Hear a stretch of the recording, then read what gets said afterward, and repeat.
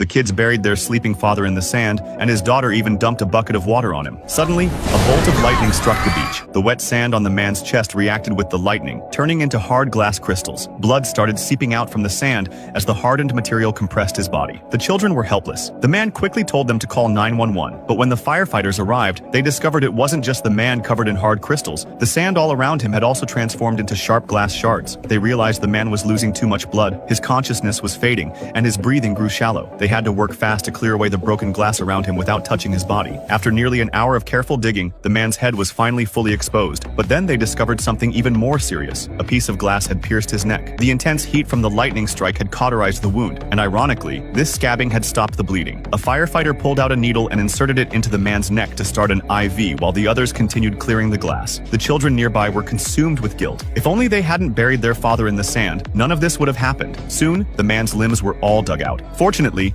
the injuries to the rest of his body were just scratches. The firefighters prepared to pull him out, but the moment they grabbed his arm, an artery ruptured and started bleeding again. Everyone tensed up. A firefighter immediately pressed his hand against the wound to stop the bleeding and tied a rope around the upper arm to temporarily cut off the blood flow. Then they lifted the man onto a stretcher. The man was finally saved.